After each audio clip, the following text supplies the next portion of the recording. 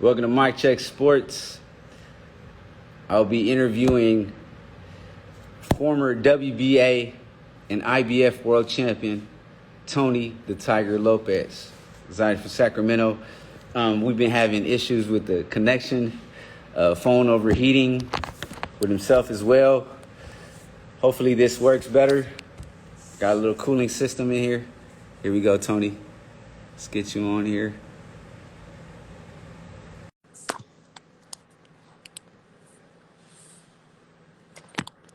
There we are. There we go. Finally.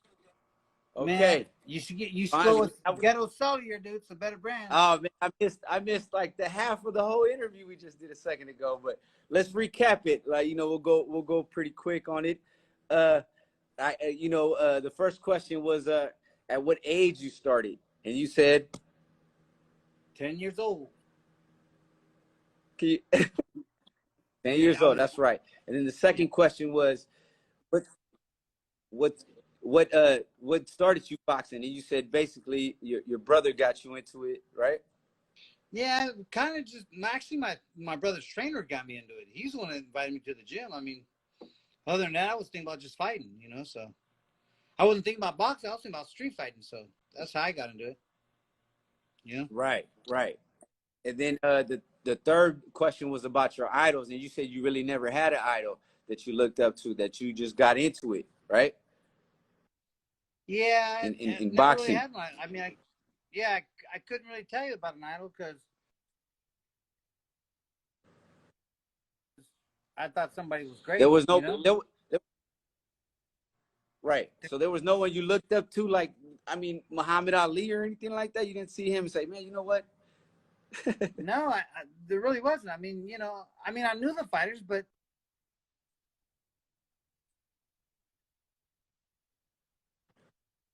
all the great warriors, So I never, but I never idolized anybody, Right.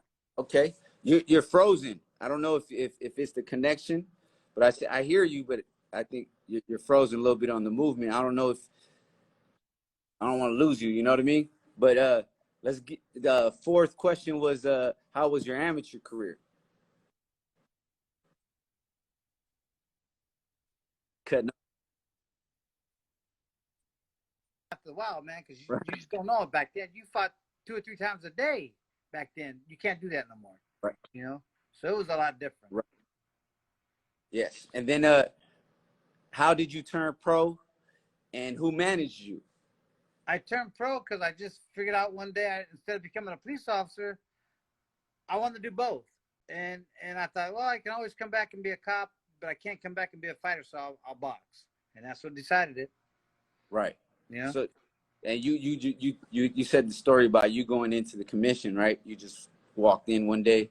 I was old enough, signed the paperwork, signed my name, paid the money, and got my doctor's appointment. Did that. Well, physical I had to do or something like that. Because back then it was different. It wasn't the same like it is now. And I turned pro. It was a no big deal. Right. In 1988, you defeated Rocky Lockridge. Rocky was a big hitter at the time.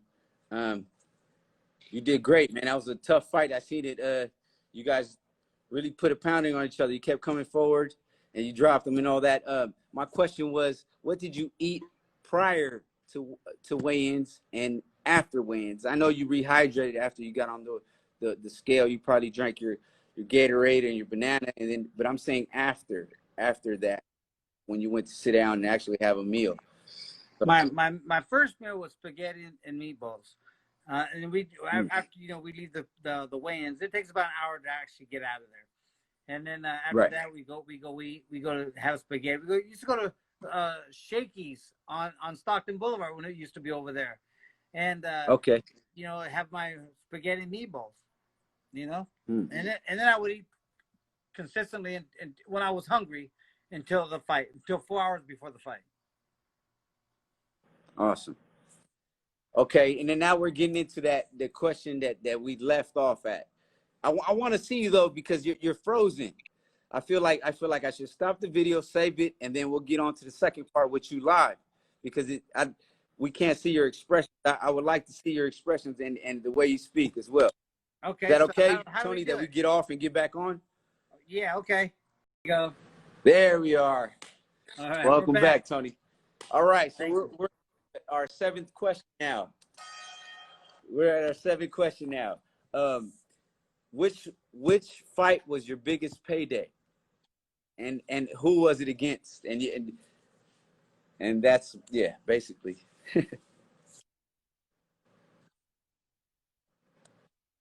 And I think you were telling me a story of a promoter.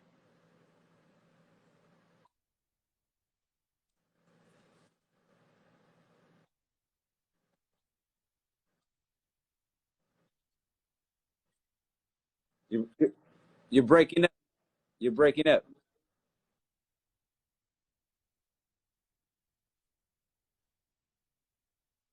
You're breaking up, Tony.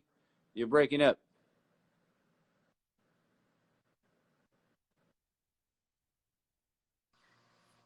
Did I get you? All right. Let's go over that one more time. You said something about Don Charging. Rest in peace, Don Charging. Uh, I was able to meet John Charging. We were on one of his cards. You said most of your career was with Don Charging, and then your bigger paydays were with Don King. You said, Yes, sir. correct? Don King. Don King was my biggest paydays, and then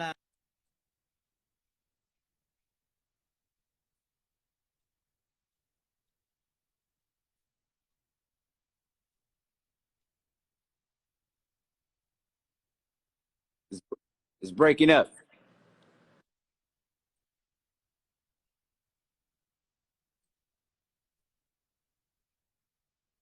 It's breaking up, Tony. Is there, Tony?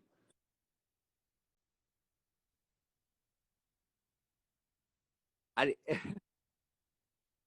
it's not. I can't hear. It's broken. It's broken. It's broken. Let's. Is there any other part of the house that you could get to?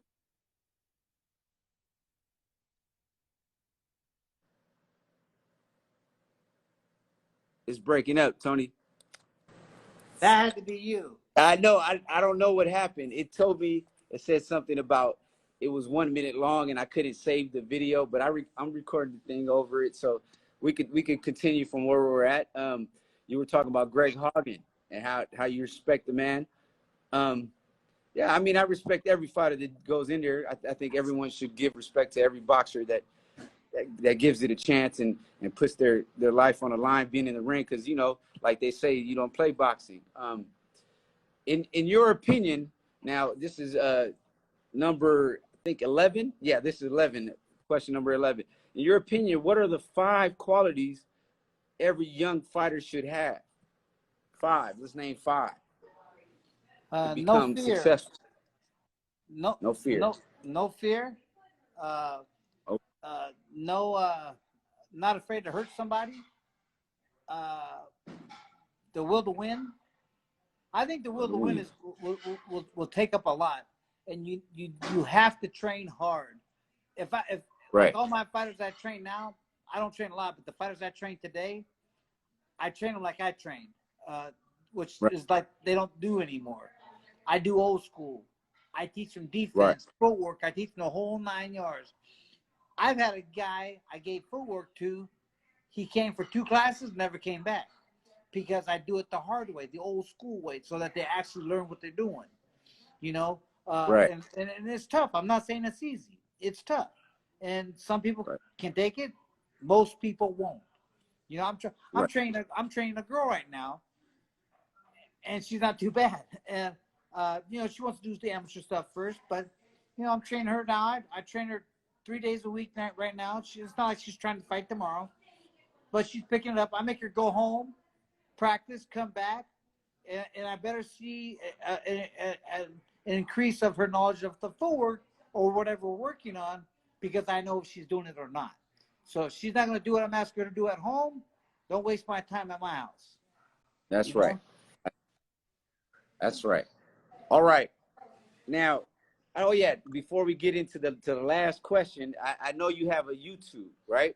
And you're talking about a lot of the stuff that you teach on there. give the fans out there your YouTube channel and where they could sign up or subscribe. Yeah, it's called. Thank you for that. It's called Boxing Basics, Tony the Tiger Lopez. And right now it's just really basic. It's boxing basics. Right. But as it goes on, and we're gonna start here filming it because with all this COVID stuff, we couldn't film for a while. Yeah. So we're gonna continue here pretty soon. Now, what this is gonna entail, this is how amateurs train. We're almost done with that. We're going through some more. I forgot we have to do more punches. We got to go through some defense. But when we get going, before we even turn pro, I'm gonna teach how to sidestep, how to I'm gonna teach a lot of stuff. Right. So if you're an amateur looking to, or if you're just a female or a male trying to get in better shape, it's a way to do it. Yeah, learn the basics. To learn the basics. You know what I'm gonna do is here we're gonna come pretty soon. We're gonna have a workout program. One of the things will be just for a workout to get you in better shape, to help you lose weight. That's all it's gonna be for.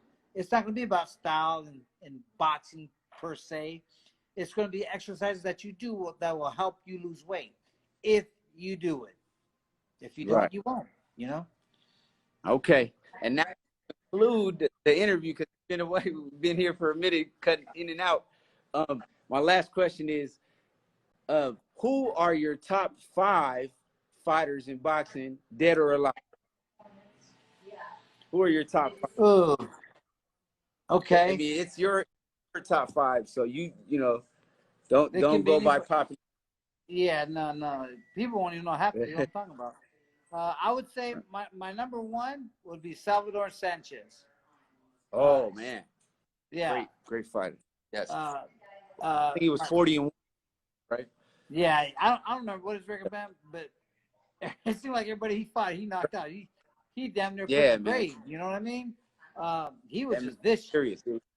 Yeah. Yes, he was.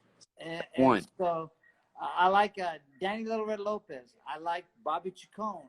I like Ruben Oliveira. Danny, I need your top 5. Your top 5. Like, who are the best top 5? For me, these are mine. Okay, that's what I'm saying. Don't run it too quick. You said Salvador Sanchez. Okay. Said Danny Little Red Lopez. Danny Little Red Lopez. Yes, okay. Sir. Bobby Chacon. And I would have to say Ruben Oliveira. Okay. Yeah. Wow. And Carlos Zarate. Wow. Yeah. Unique. Man, look them up. Bad dudes. So no Tyson, no Ali, though. Well, you know, the heavyweight division is its own little entity to me. You know, I didn't look for it because heavyweights, watch. You get a lightweight in there with a heavyweight. You tell the heavyweight don't hit him so hard. That lightweight would beat the living crap out of the heavyweight because they're too fast, they're too slow. Yeah. I mean, if they hit us, they're gonna hurt us. But you know what I mean. But that's the difference. So I watched the heavyweight division. Like I've always told you, I really didn't have anybody I especially looked up to think, oh, he's a god. You know, these are just fighters I like watching. When my dad was watching the fights, he was because my dad liked the fighters. He didn't like the boxers. He liked the fighters. So I got into that. Right. And I like the fighters. And so the guys I just mentioned were fighters. You know. Right. Yeah, you were twisted. You're a straight fighter. Look you were the dog. Look at what's his name? Oh my God, I can't think of his damn name. Mayweather. Yeah. Okay, look at Mayweather. Yeah. Okay, you like his style? Go look at Pernell Whitaker. Now that's a fight. Right. No. Yeah, okay? Yeah. Of course, yeah. Now watch. Yeah. Pernell Whitaker will stand right in front of you, and you could never hit him. He would stand a foot away from you. You could throw 20 punches, and if you got lucky, you might hit him once. That boy was bad. See, now I think that's what Mayweather tries to mimic. Nowhere near mimicking my man there, but you know. Whitaker was serious. No, Sweet Pea was he was on a different level at that time, even for today. He was just on a different level. He broke my heart. He broke my heart when he fought Chavez. Because at the time when I was a kid, that's how I seen you when you fought Chavez in that time. You know, at the time I idolized Chavez growing up, and seeing them fight, it was like, wow, you know, it was an eye opener. You know, seeing Sweepy, do what he did. And I mean, when you fought Chavez, it was an eye opener too. You walked Chavez backwards, like you were pushing him back, like, and you rarely didn't see that. You know, Chavez was always the aggressor, and you were being aggressive towards him. You were making him back up, and it was, you know, I hadn't seen that in a long time from Chavez. You know, so that left an impression on. You know, there's a whole lot to that fight that a lot of people don't know either. And one day when we get together, man, we'll talk about it one day, man. It'll trip you out. But you know what? I had a great time. You did great, and I'm not mad. You know what I mean? You did great that fight. I mean, you're a tough guy, man. I mean, I want to say now that this concludes the whole thing, I want to tell you thank you for taking the time out your day to talk to me, and I'm gonna try and post this so people can get a re-education on who you are.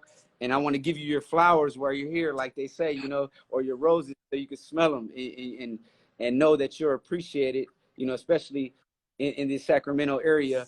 Thank you. I moved out here years ago, and you were the first person I thought of as far as like the great ones. You know, it's you, and then it's Corrales, and then, you know, that was my chain of thought when I came to Sacramento. I was like, Tony Tiger Lopez is the man out here, you know. So thank you, man. It was I had fun doing it, man. I really did. I enjoyed fighting. Yeah. You know. So but I just got old, so I quit. Oh yeah, I mean, we all do, you know. Yeah. So thank you for your time, man. I appreciate it so much, and I hope you the best in your health and everything, and hope the best for you and your family. And you know, we'll catch up. We'll see each other. We aren't too far from each other, so thank you for coming.